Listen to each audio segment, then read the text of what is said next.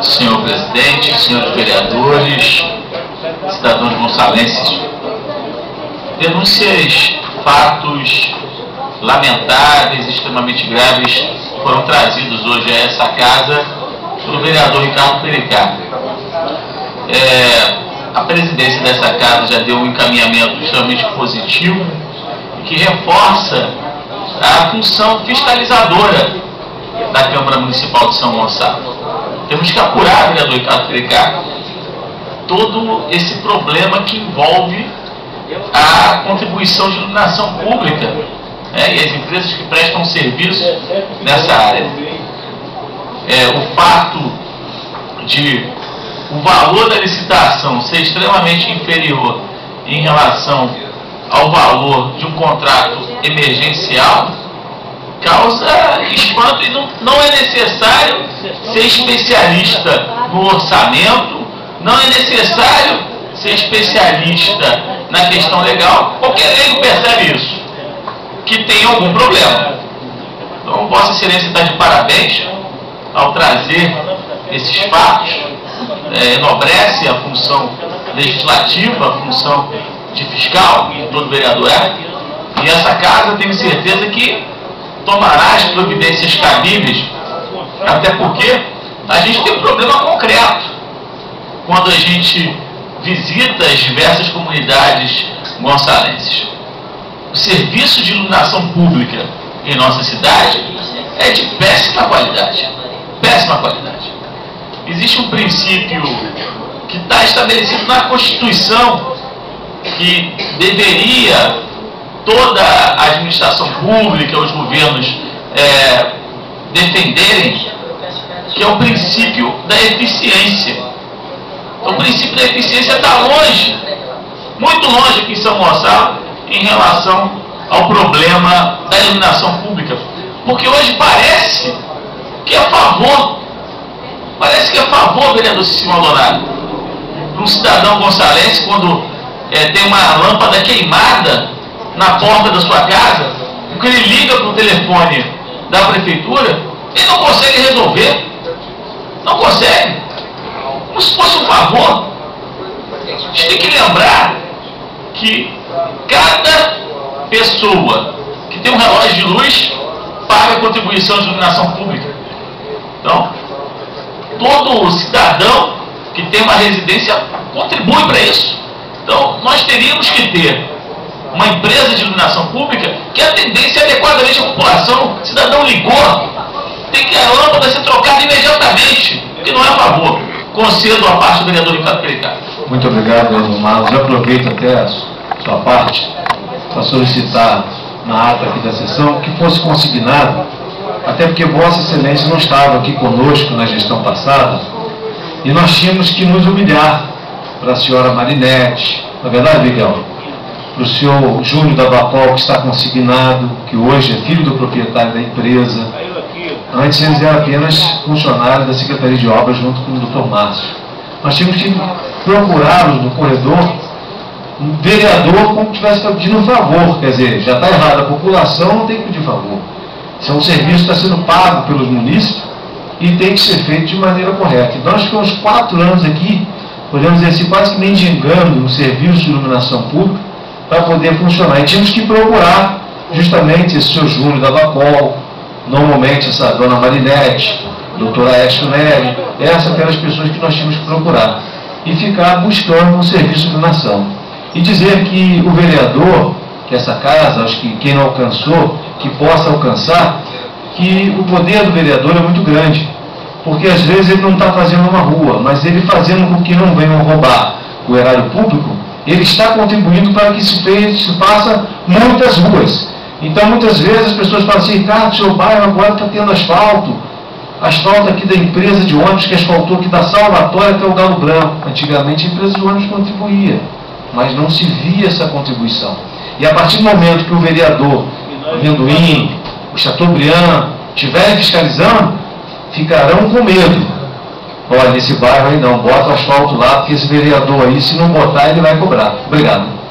Agradeço a Vossa Excelência tem toda a razão, está coberto de razão, e É importante que, com essa atuação diferenciada aqui do nosso legislativo, a gente vai mostrando para a população a verdadeira função do vereador.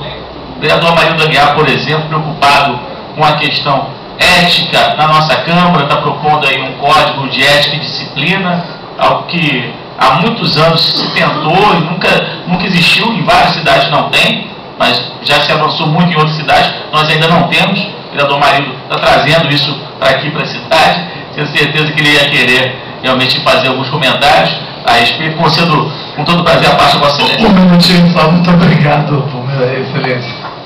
Mas já estou ficando meio preocupado, porque nós tínhamos um prazo de 15 dias para votar e a gente está apertando para ver se consegue antes do recesso. E eu estou aproveitando o recesso para operar o joelho, já que eu vou ficar de férias, para não faltar nenhum dia na Câmara assim que terminar o recesso. Obrigado, querido. Agradeço a Vossa Excelência e, da minha parte, e publicamente eu até faço esse compromisso da gente tentar agilizar ao máximo, né, senhor presidente, importante, presidente Miguel Moraes, que a gente possa votar o projeto do vereador Amarildo ainda nesse semestre legislativo, porque é algo também que mostra para a população a importância do papel do vereador e também como a gente tem essa preocupação para que os trabalhos legislativos possam bem caminhar, porque essa é a nossa função, a função legislativa, a função fiscalizadora. Como bem se referiu o vereador Ricardo Pericá, cada vez que nós temos uma iniciativa no sentido de preservar os cofres públicos, preservar o erário, é mais dinheiro que sobra para que realmente possa ser aplicado para a população. Muitas vezes a gente percebe que faltam recursos, muitas vezes os recursos não são realmente corretamente aplicados, e aí entra o papel fundamental do vereador. Eu ontem, por exemplo, estive visitando o bairro de Janaé Pequeno,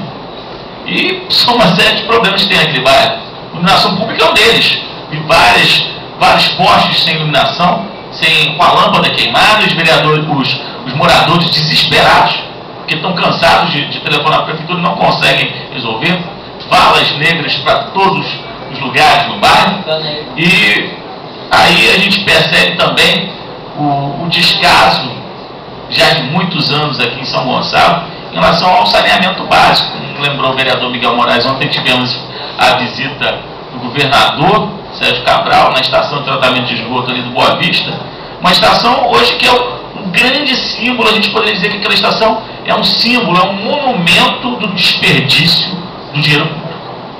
Uma estação que está lá construída há mais de 10 anos, fez parte do programa de despoluição da Baía de Guanabara e não trata praticamente esgoto nenhum, porque o esgoto não consegue chegar lá. Incrível, fizeram a estação, mas não fizeram as ligações domiciliares.